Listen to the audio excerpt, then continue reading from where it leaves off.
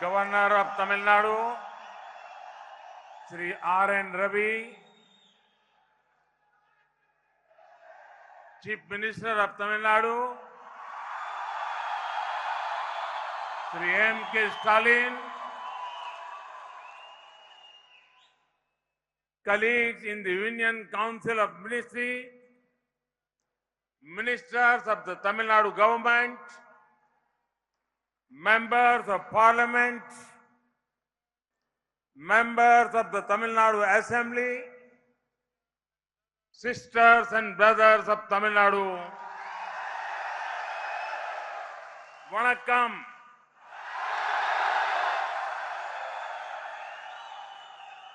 தமிழ்நாடு ஆளுநர் R.N. ரவி அவர்களே, தமிழ்நாடு முதலமைச்சர் M.K. ஸ்டாலின் அவர்களே, மத்திய அமைச்சரவையின் எனது சகாக்களே, தமிழ்நாடு அரசின் அமைச்சர்களே, நாடாளுமன்ற உறுப்பினர்களே, தமிழ்நாட்டின் சகோதர சகோதரிகளே, வணக்கம். It is always wonderful to be back in Tamil Nadu. This is land, and this land is special. The people, culture, and language of this state are outstanding. மீண்டும் தமிழ்நாட்டுக்கு வருவது என்பது எப்போதுமே மிக அருமையாக இருக்கும் ஒன்று. இது மிகவும் சிறப்பான ஒரு பூமி. இந்த மாநிலத்தின் மக்கள், கலாச்சாரம், மொழி என அனைத்துமே மிகச் சிறப்பானவை. The great Bhartiyar expressed it beautifully when he said, Sentamil Nadu ennam pothinile, imba tenamantu paytu kadinile. சீர் பெருமை நிறைந்த பாரதியார் அவர்கள் செந்தமிழ் நாடெனும் போதினிலே இன்பத் தேன் வந்து பாயுது காதினிலே என்று மிக அழகாக பாடியிருக்கிறார். Friends, in every field, someone or the other from Tamil Nadu is always excelling. Just recently, I hosted the Indian Deaflympics contingent at my residence. You would be aware that this time it was India's best performance in the tournament. But do you know that out of the 16 medals we have won, youngsters from Tamil Nadu had a role in 6 of those medals. This is among the best contributions to the team. நண்பர்களே, ஒவ்வொரு துறையிலும் தமிழ்நாட்டைச் சேர்ந்த யாராவது ஒருவர் தலை சிறந்தவராக விளங்குகின்றார். அண்மையில்தான் நான் டெஃபிலிம்பிக்ஸ், இந்திய காது கேளாதோருக்கான ஒலிம்பிக்ஸ் குழுவினருக்கு என் இல்லத்திலே வரவேற்பளித்தேன். இதுவரை நடந்த போட்டிகளில் இதுதான் இந்தியாவின் ஆகச்சிறந்த செயல்பாடு என்பதை நீங்கள் அறிவீர்கள். நாம் வென்ற 16 பதக்கங்களில் தமிழ்நாட்டைச் சேர்ந்த இளைஞர்கள் 6 பேர்களுக்கு ஒரு பங்கு இருந்தது என்பது உங்களுக்கு தெரியுமா? அணிக்கு இது மிகச்சிறந்த பங்களிப்புகளில் ஒன்று. The Tamil language is eternal and the Tamil culture is global. From Chennai to Canada, from Madurai to Malaysia, from Namakkal to New York, from Salem to South Africa. The occasion of Pongal and Puthandu are marked with great fervor. Tamil மொழி நிலையானது, நித்தியமானது. தமிழ் கலாச்சாரம் உலகளாவியது.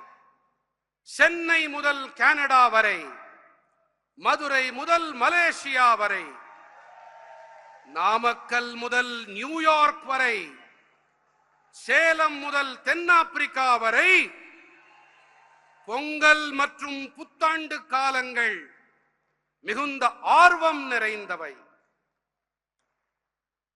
There is a film festival going on in Cannes in France.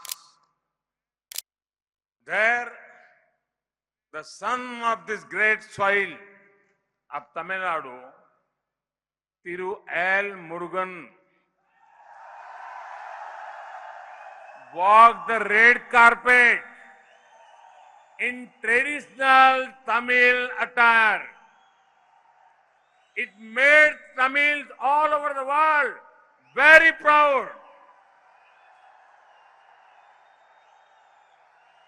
France நாட்டின் கான் நகரிலே ஒரு திரைப்பட விழா நடைபெற்று வருகின்றது.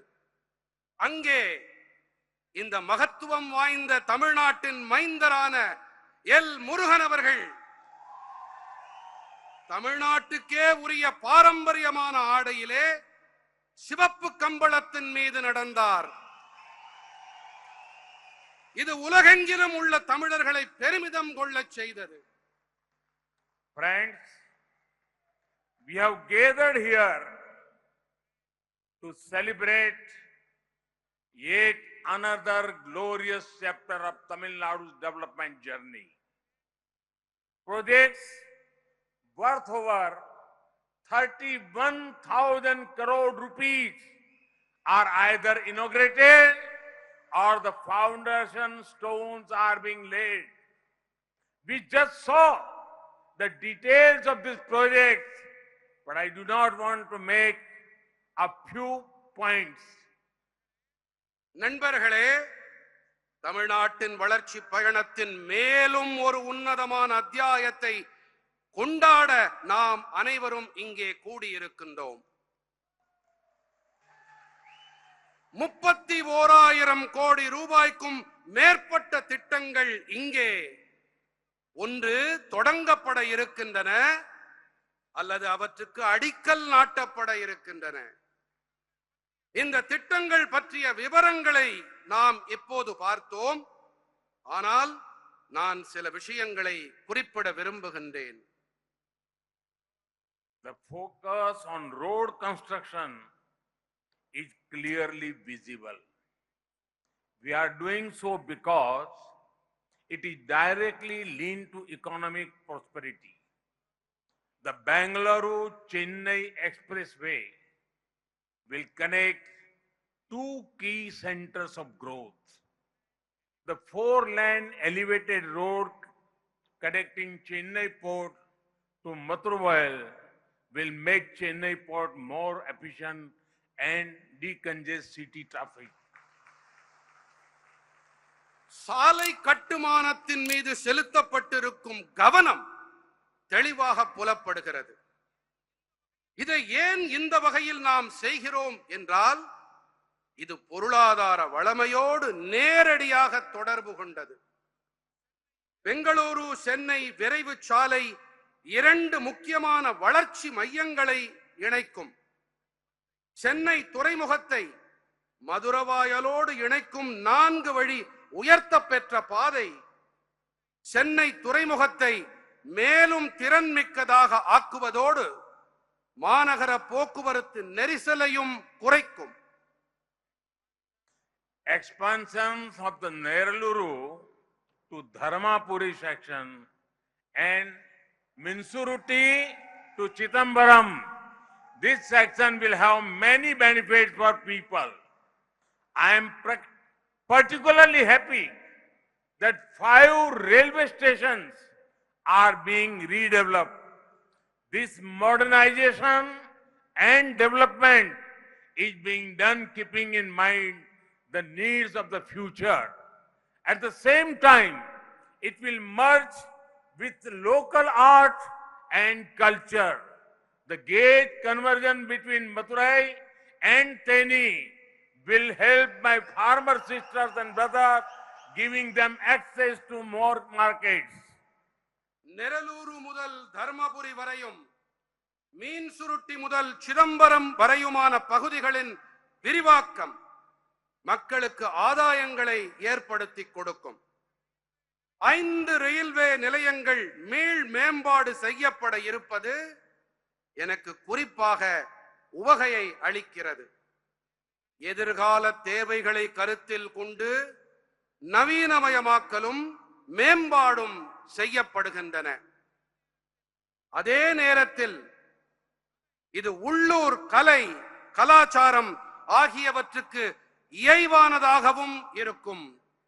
மதுரைக்கும் தேனிக்கும் இடையேயான பாதை மாற்றம் என் விவசாய சகோதர சகோதரிகளுக்கு உதவிகரமாக இருக்கும். அதிக அளவிலான சந்தைகளை அணுகுவதற்கு இது உதவும்.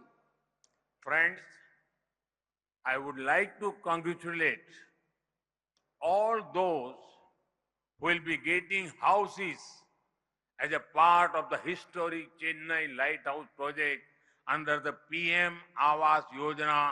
This has been a very satisfying project for us. We had started a global challenge to get the best practices involving in making homes that are affordable, durable, and environment friendly. In record time, the first such lighthouse project has been realized, and I am glad it is in Chennai. நண்பர்களே, பிரதம மந்திரி ஆவாஸ் யோஜனா என்ற பிரதம மந்திரி வீட்டு வசதி திட்டத்திற்கு உட்பட்டு வரலாற்று சிறப்புமிக்க சென்னை கலங்கரை விளக்க வீட்டு வசதி திட்டத்தின்படி வீடுகள் கிடைக்கப் பெறும் அனைவருக்கும் நான் என் வாழ்த்துக்களை தெரிவிக்க விரும்புகிறேன். இது எங்கள் அனைவருக்கும் மிகவும் நிறைவை அளித்த ஒரு திட்டம். மலிவு விலையிலான நீடித்த மற்றும் சூழலுக்கு இசைவான இல்லங்களை உருவாக்குவதில் மிகச்சிறப்பான நடைமுறைகளை அறிமுகப்படுத்துவதில் ஒரு உலகாயத சவாலை நாங்கள் மேற்கொண்டோம். சாதனை படைக்கும் நேரத்திலே இப்படிப்பட்ட முதல் கலங்கரை விளக்க திட்டம் மெய்ப்பட்டிருக்கிறது. அது சென்னையில் அமைந்திருப்பது எனக்கு மகிழ்வை அளிக்கின்றது. With the inauguration of the natural gas pipeline from Tiruvallur to Bangalore and Ennore to Chengalpat, there will be easy LNG availability for people in Tamil Nadu, Andhra Pradesh and Karnataka. To boost the economic growth of the country and with a vision to make Chennai port a hub of economic development, the foundation stone for multi-modal logistic park at Chennai has been laid today. Tiruvallur முதல் பெங்களூரு வரையும் எண்ணூர் முதல் செங்கல்பட்டு வரையுமான இயற்கை எரிவாயு குழாய் தொடக்கம் காரணமாக தமிழ்நாடு, ஆந்திர பிரதேசம், கர்நாடகம் ஆகிய மாநில மக்களுக்கு இயற்கை எரிவாயு கிடைப்பது எளிதாக இருக்கும்.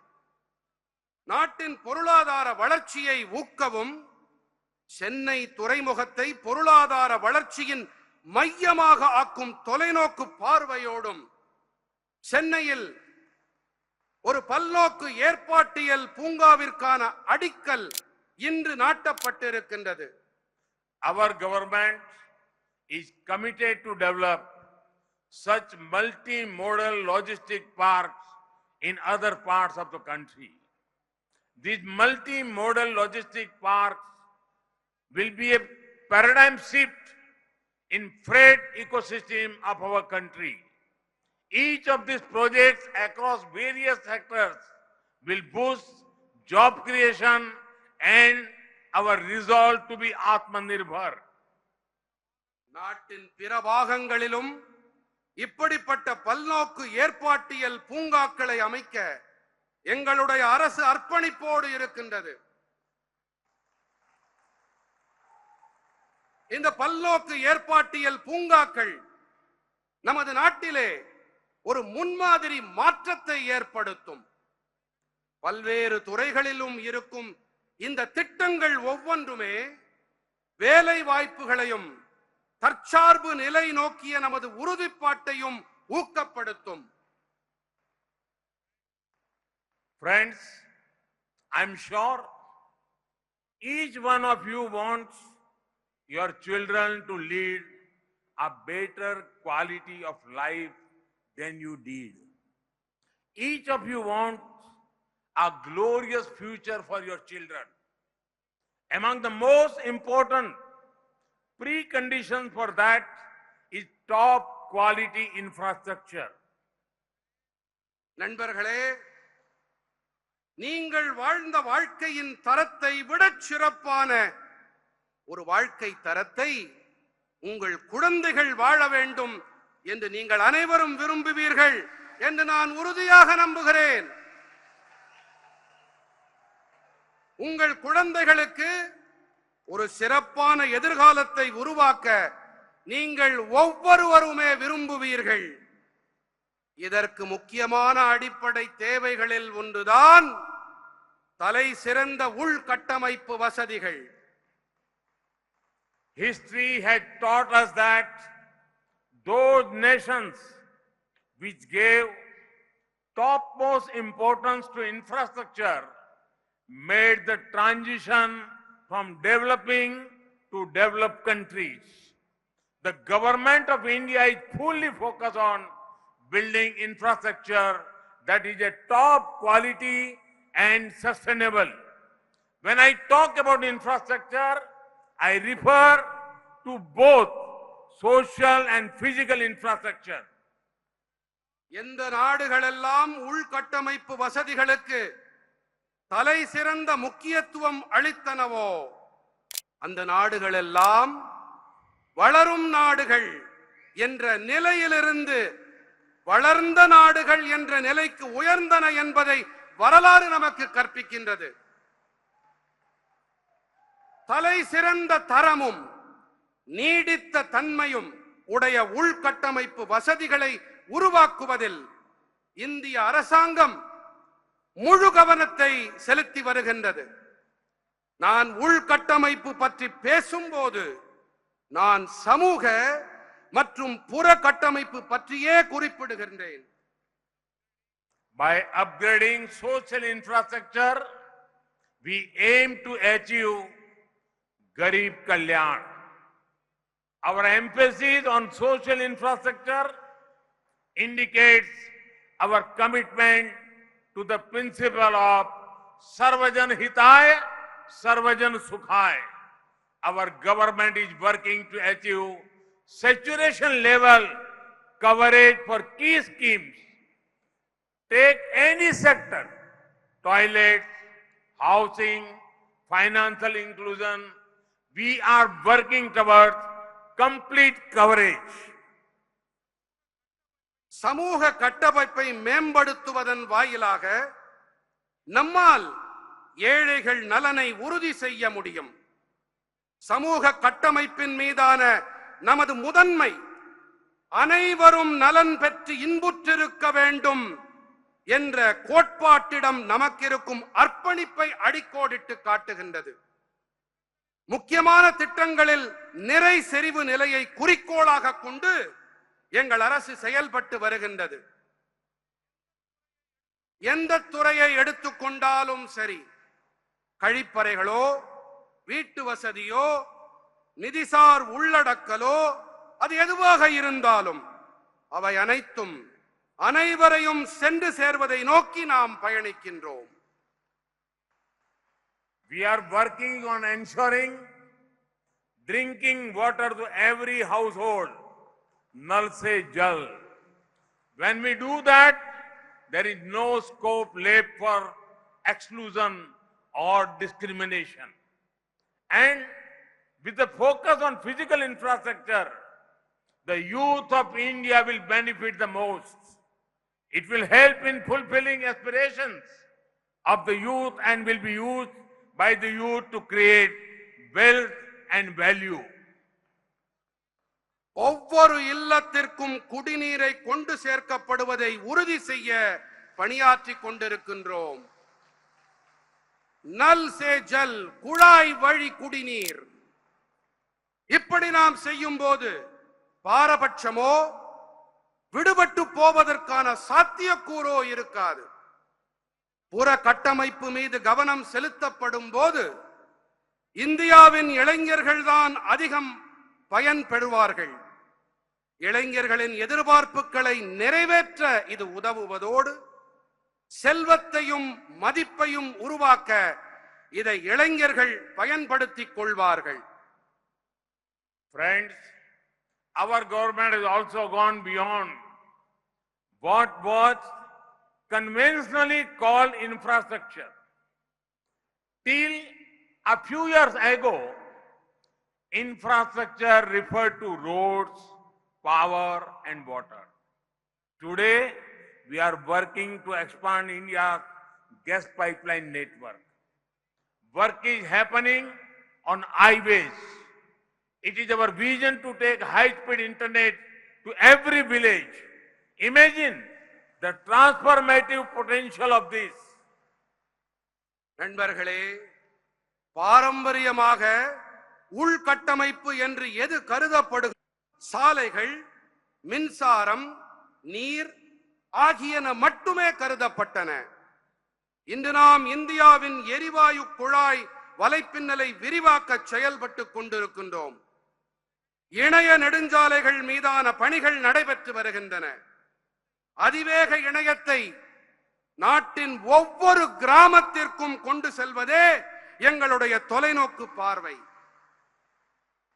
இது எத்தகைய மாற்றத்தை ஏற்படுத்தும் என்பதை நீங்களே கற்பனை செய்து பார்த்துக் கொள்ளுங்கள். A few months back, we launched the PM Gati Shakti program. This program will bring together all stakeholders and ministries with the aim to ensure India has top quality infrastructure in the coming years. From the Red Fort, I had spoken about National Infrastructure Pipeline. This is a project worth more than rupees 100 lakh crore. Work is underway to turn this vision into reality. பிரதம மந்திரி கதி சக்தி திட்டத்தை சில மாதங்கள் முன்பாக நாங்கள் தொடக்கினோம். இனிவரும் ஆண்டுகளில் இந்தியாவிற்கு மிக உயர்தரம் வாய்ந்த கட்டமைப்பினை உறுதி செய்யும் நோக்கத்தோடு சம்பந்தப்பட்டவர்கள் அனைவரையும், அனைத்து அமைச்சகங்களையும் இந்த திட்டம் ஒருங்கிணைக்கும். செங்கோட்டையிலிருந்து நான் ஒரு தேசிய கட்டமைப்பு குழாய் இணைப்பு பற்றி பேசியிருந்தேன். இந்த திட்டத்தின் மதிப்பு 100 லட்சம் கோடி ரூபாய்க்கும் மேற்பட்டது. இந்த தொலைநோக்கினை மெய்ப்படுத்துவதை நோக்கி பணிகள் நடைபெற்று வருகின்றன. During this year's budget, rupees 7.5 lakh crore was allocated for capital expenditure, which is a historical rise. While creating infrastructure, we are also ensuring that these projects are completed on time and in a transparent manner. இந்த ஆண்டு வரவு செலவு திட்ட அறிக்கையின் போது 7.5 லட்சம் கோடி ரூபாய் மூலதன செலவினங்களுக்கு ஒதுக்கீடு செய்யப்பட்டிருப்பது என்பது ஒரு வரலாற்று அதிகரிப்பு.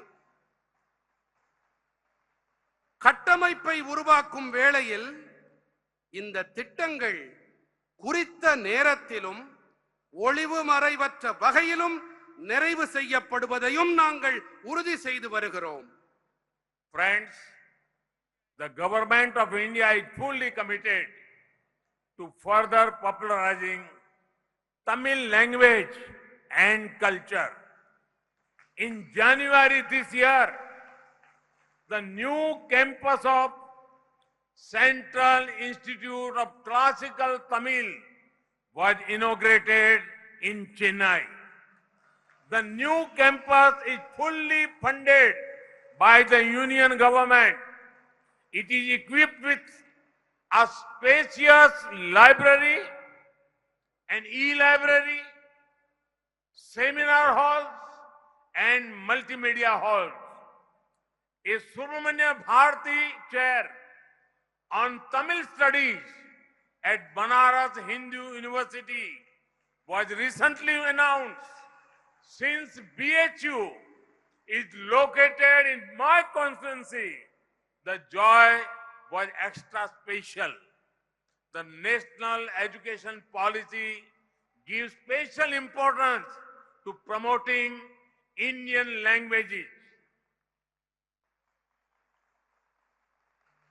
நண்பர்களே, தமிழ் மொழியையும் கலாச்சாரத்தையும் மேலும் பிரபலப்படுத்துவதற்கு இந்திய அரசாங்கம் முழு அர்ப்பணிப்போடு இருக்கின்றது. செம்மொழி தமிழாய்வு மையத்திற்கு புதிய வளாகம் ஒன்று இந்த ஆண்டு ஜனவரி மாதம் சென்னையில் தொடங்கப்பட்டது. இந்த புதிய வளாகத்திற்கு முழுக்க மத்திய அரசே நிதி வழங்குகின்றது.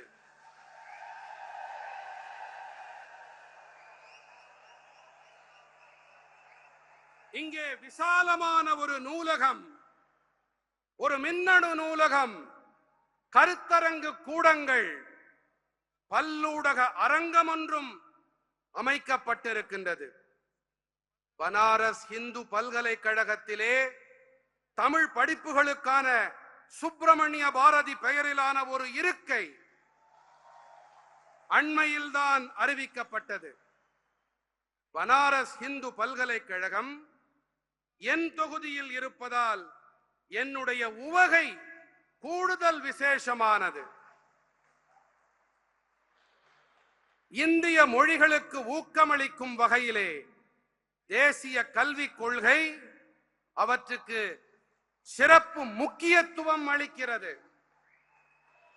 Due to the national education policy, technical and medical courses can be done in local languages.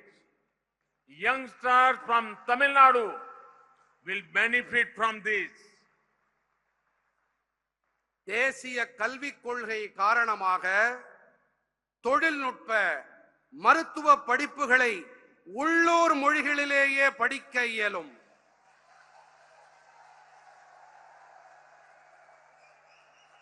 தமிழ்நாட்டைச் சேர்ந்த இளைஞர்கள் இதனால் பலனடைவார்கள். Friends, Sri Lanka is passing through difficult times. I am sure you are concerned with the development there. As a close friend and neighbor, India is providing all possible support to Sri Lanka. This includes financial support, support of fuel, food, medicines, and other essential items. நண்பர்களே, இலங்கை சிரமமான சூழ்நிலையை கடந்து கொண்டிருக்கின்றது. அங்கே நடப்பு நிலை உங்களுக்கு கண்டிப்பாக கவலை அளிப்பதாக இருக்கும். ஒரு நெருங்கிய நண்பன் என்ற வகையிலும் அண்டை நாடு என்ற முறையிலும் இந்தியா இலங்கைக்கு அனைத்து விதமான உதவிகளையும் அளித்து வருகின்றது. நிதி உதவி, எரிபொருள், உணவு, மருந்துகள், பிற அத்தியாவசியமான பொருட்கள் உதவி ஆகியன இதிலே அடங்கும்.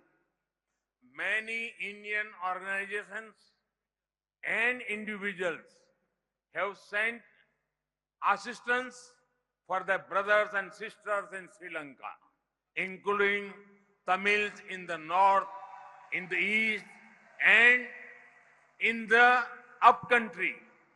India has also spoken strongly in international fora for extending economic support to Sri Lanka. India will continue to stand with the people of Sri Lanka and support democracy, stability, and economic recovery in Sri Lanka. பல இந்திய அமைப்புகளும் தனிநபர்களும் இலங்கையின் வடக்கு பகுதி, கிழக்கு பகுதி மற்றும் மலையகத்தில் வாழும் தமிழர்கள் உட்பட இலங்கையில் இருக்கும் தங்களுடைய சகோதர சகோதரிகளுக்கு உதவிகளை அளித்திருக்கின்றார்கள். இலங்கைக்கு பொருளாதார ஆதரவு அளிப்பது தொடர்பாக சர்வதேச மன்றங்களில் உரைக்கவும் இந்தியா பேசியிருக்கின்றது. ஜனநாயகம், ஸ்திரத்தன்மை, பொருளாதார மீட்பு ஆகியவற்றுக்கு ஆதரவாக இலங்கை மக்களுக்கு இந்தியா துணை நிற்கும். Friends, I can never forget my visit to Jaffna a few years ago. I was the first Indian PM to visit Jaffna. The government of India is undertaking numerous projects to assist the Tamil people in Sri Lanka. These projects cover healthcare, transportation, housing, and culture. நண்பர்களே, யாழ்ப்பாணத்திற்கு சில ஆண்டுகளுக்கு முன்பு நான் சென்றதை என்னால் மறக்க முடியாது. யாழ்ப்பாணத்திற்கு சென்ற முதல் இந்திய பிரதம மந்திரி நான் தான். இலங்கை வாழ் தமிழ் மக்களுக்கு உதவும் வகையிலே இந்திய அரசாங்கம் பல்வேறு திட்டங்களை மேற்கொண்டு வருகின்றது. இந்த திட்டங்கள் மக்களின் உடல் நலம், போக்குவரத்து, வீட்டு வசதி மற்றும் கலாச்சாரம் ஆகியவற்றை உள்ளடக்கும். Friends, this is the time we are marking Azadi Ka Amrit Mahotsav. 75 years ago, we began our journey as an independent nation. Our freedom fighters had many dreams for our country. It is our duty to fulfill them, and I am confident we will rise to the occasion and do that. Together, we will make India stronger and more prosperous. Once again, congratulations on the development works that have begun. Vanakkam. Thank you. நண்பர்களே, சுதந்திர திருநாள் அமுத பெருவிழாவை நாம் முதன்முறையாக இப்போதுதான் கொண்டாடி வருகின்றோம். 75 ஆண்டுகளுக்கு முன்பாக ஒரு சுதந்திர நாடு என்ற வகையிலே நாம் நமது பயணத்தை தொடக்கினோம். நமது நாட்டிற்காக நமது சுதந்திர போராட்ட வீரர்கள் பல கனவுகளை கண்டார்கள். அவற்றை நிறைவேற்றுவது நமது கடமை. நாம் அனைவரும் அதற்கு நம்மை தயார்படுத்திக் கொள்வோம் என்ற நம்பிக்கை எனக்கு இருக்கிறது.